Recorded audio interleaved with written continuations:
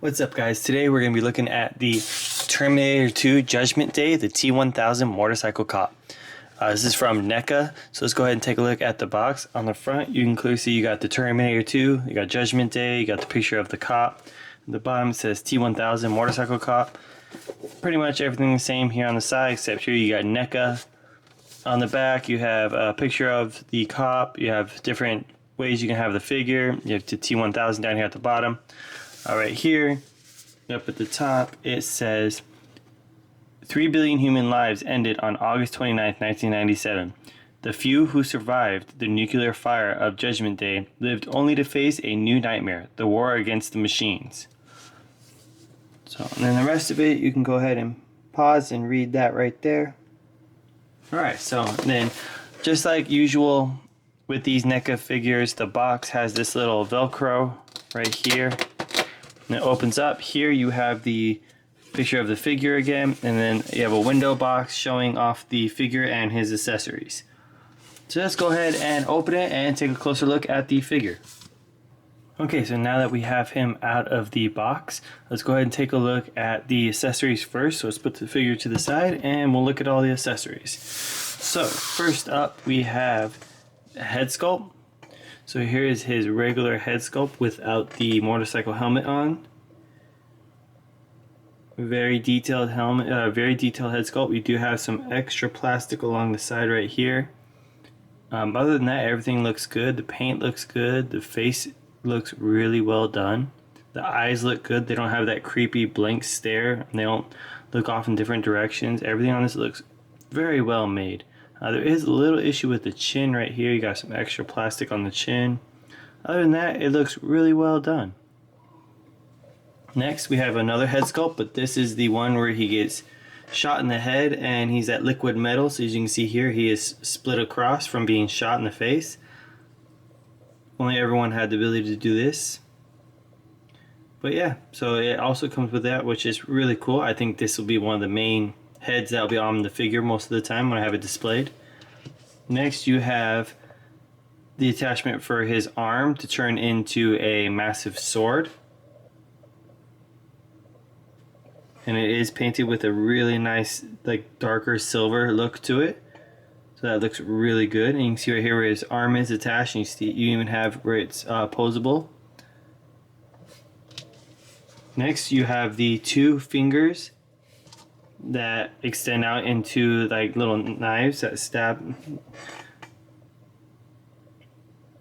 So you have the two knives that stick out of his finger. Then you have two regular gripping hands for the guns. And speaking of the guns, here they are. You have the first one, which is a pistol. It is very well done with the great detail on it and everything. It looks great. And also you have the machine gun here, which this just looks amazing. Very well detailed, very well done. I feel like it should have been more of a darker black instead of like this like silverish specks in it. I don't know if you can see that, if it's showing up in the lighting. But it's not a solid black. It has like little silver specks all over it. Alright then, so now we looked at the accessories. Let's go ahead and take a look at the figure himself. So the head movement is, as you can see, is quite loose. Which I believe it's the full neck. Yeah, it's his full neck that's in there. So he does that, have the up and down. But the up, that's about as far as you can go. It's pretty much straight. You can't look up. He does have the full rotation, and he does have side to side. But again, he is pretty loose. So he has the shoulders, which are very stiff. So he can almost do a full T-pose. I feel like he could do more, but something just not letting him move up.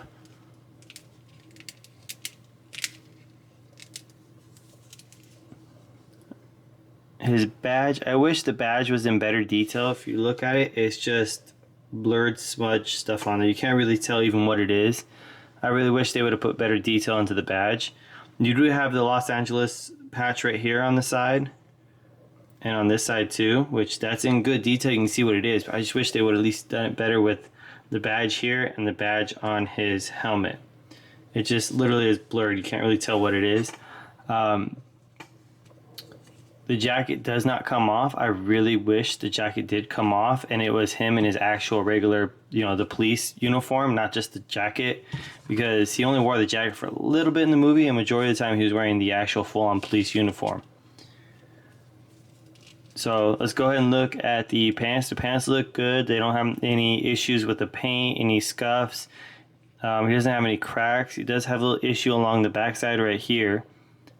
Looks almost like a heat sink line. He has his radio here. I don't think it comes out. No, it does not come out. So it is attached. The radio does not come off.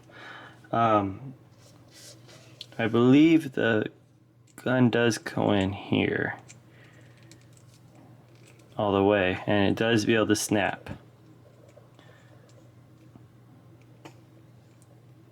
Yes, it does go in, and it can snap in. There you go. So the gun does fit in there, and it does snap in correctly. So that's one bonus, that it does fit good like that. The way his right here is set, his ankle is permanently like bent to the side. If you can see it, it has it bent to the side. You see the pant leg comes down at a weird angle, so that for the boot to fit in, let me take it off and show you. So you can see right here, for the boot to fit in to it, it has to be off to the side. And then the boots are in with just a simple little ball joint. Go and put that back in. There we go. He does stand on his own, no problem. So that's one good thing about him. Like a lot of the NECA figures do actually stand pretty well on their own. The quality of the figure with this, it does look a little meh. The sunglasses could have been better. The hat, you do have a lot of like paint issues here, right here. I don't know if it's coming up on the camera, but there it is. So on top you can see a lot of like black paint scuffed on there, but not too many issues with the paint.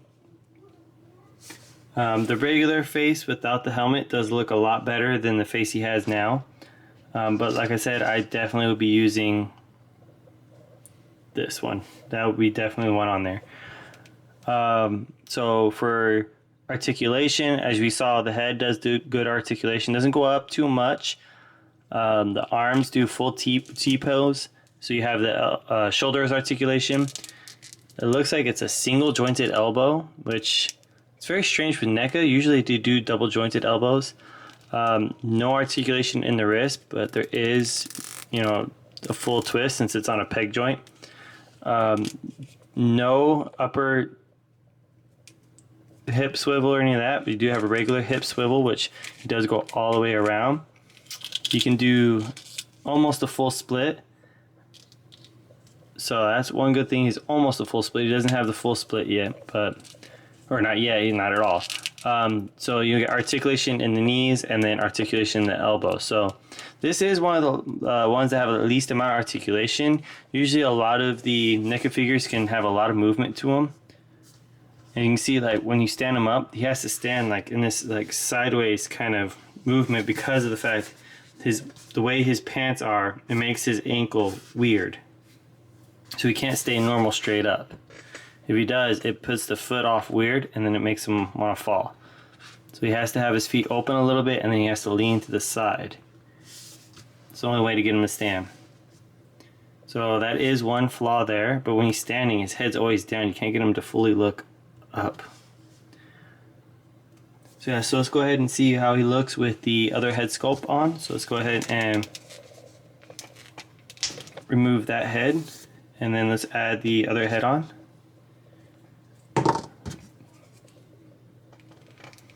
Which these ball joints are really tight. Trying to get it on is very difficult. You can see like it doesn't even fully fit. It seems the ball joint is actually a little bit bigger than the head. There we go. Alright, now we have that. Now that does look really cool. Let's get a little closer. That does look really cool with that on there. I'm actually going to probably keep that on there like that. So it's definitely worth having it with that. His weight, he does have a good weight to him. NECA usually does have a decent weight to him. But yeah, I would definitely say pick this up. I would recommend picking it up just from the amount of all the extra stuff you get with them, all the accessories and different hands and the 3 different head sculpts, and he has a good quality feel to him, a good feel plastic. I don't like the articulation. The articulation isn't too good. The paint job isn't that good, and then there's a lot of issues with the plastic. Like there's a lot of heat sinks, a lot of other issues. Notice there was a crack. I lifted up, yeah, right inside there. There's a crack. So I mean, there's got its issues, but I still definitely recommend picking it up, especially if you're a Terminator fan. This is a must buy if you're a Terminator fan. This would look great on the shelf with like the other Terminator, the Arnold Terminator, and then the exoskeleton and stuff like that. That would look great together. So I would definitely recommend picking this up. Yeah, so I'll have links in the description below where you can be able to find one. If you liked it, be sure to like, comment, and I'll see you guys in the next one.